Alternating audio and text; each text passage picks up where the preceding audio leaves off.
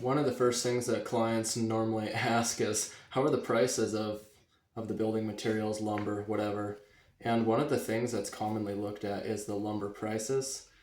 And I thought I should provide a little information on how using the lumber prices isn't necessarily a very accurate way to determine the cost of building and whether it's trending up or down. So basically what I did is I went back and I printed out a master quote. So this right here is from the local lumber yard that we use. This quote was valid in November of 2020. And they have a note on here that says, quote to be repriced every 2 weeks for current pricing, just because at that time we were seeing really volatile pricing, specifically on lumber. So they'd only honor prices for 2 weeks. So that one was November of 2020. And then I printed out a recent quote here. So this one was valid from July of 2024 until January of 2025. So during that same November-ish, October-November timeframe, that's 4 years later. So we'll see how some of these prices changed over the past 4 years. It's actually kind of crazy. So I'm going to show you this first here. So kind of hard to see it here on the laptop, but I'll throw it up on the screen. But lumber prices, they fluctuate like this, like up, down, up, down, up, down. And I pulled up this graph here, and so it's like 2016 to 2024, and the lumber prices spiked super high over around 2020 to 2021, carrying into 22 with a few corrections, and then they drop back down and they stabilized at a new mid-range.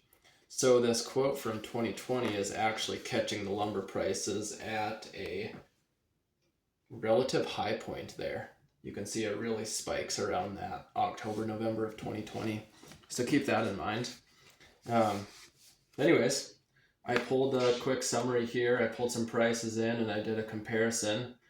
And we're going to start with lumber right here. So a 2x4 by 92 and 5/8 stud. That one, it was like $6.32 in 2020, $4.18 in 2025. So that's actually a 34% decrease in the price.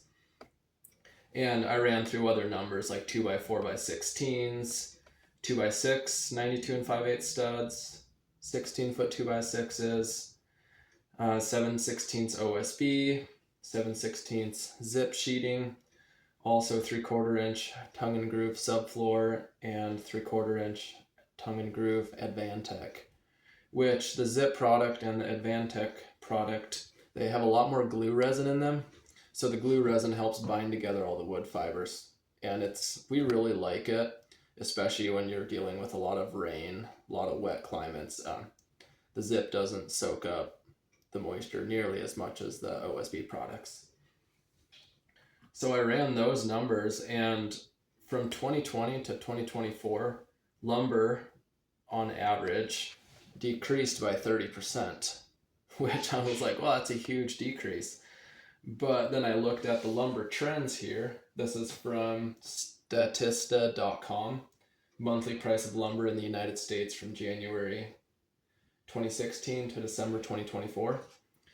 I was like, well, I'm comparing from very select times where the lumber price was pretty high, where I pulled this quote from, this old quote that I had. And so anyways, maybe not a super accurate representation. We've seen that lumber prices do continually go up over time, but it's very, very volatile. So then I priced out some other materials. So I typed out, I pulled in the Tyvek house wrap. That's like the weather barrier that you wrap the exterior of your house with, or a similar product. That increased from $191 to $250. So that's like a 31% increase. The zip tape that you use to tape the seams of the zip sheeting, that increased by 28%. ICF block, the insulated concrete forms you use for your foundation, those up 36%. And so then I looked at drywall. Drywall is this next category. Drywall, like the actual 1/2 inch drywall sheets, increased by 60%. that's from like $15 a sheet up to $24 a sheet. And the drywall screws up 35%. So then I looked at siding and some roofing, and the siding corners, so there's like the lap siding. We use the Diamond Coat LP Smart Side product. Expert Finish is another line. But that went up roughly 23%. And then I looked roofing products here.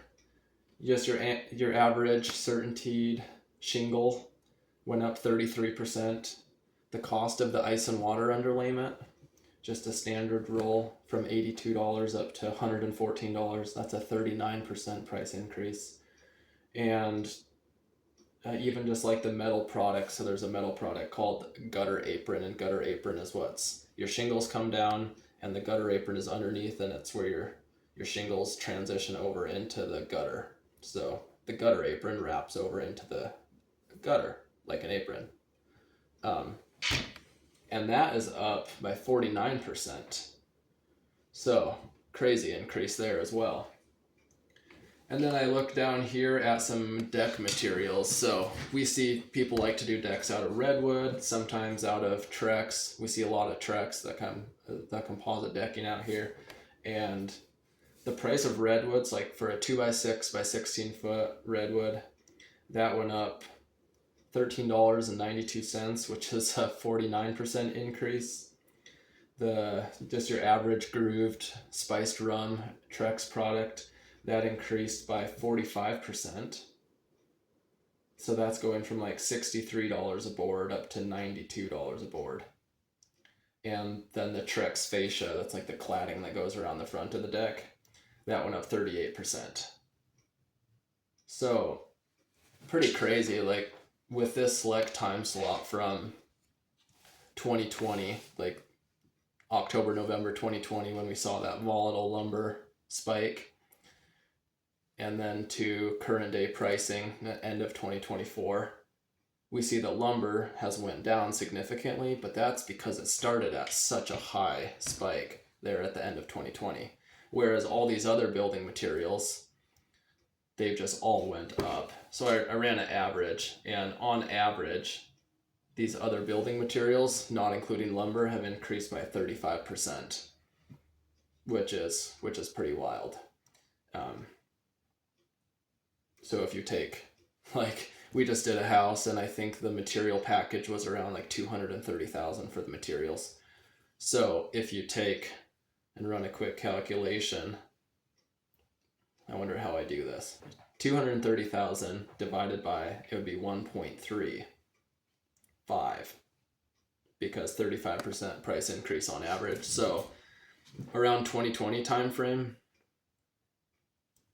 maybe early 2020, before the lumber spiked up, these same materials would have been like 170,000, and now they're at 230,000. So that's an extra $60,000 that you're spending on materials for your house.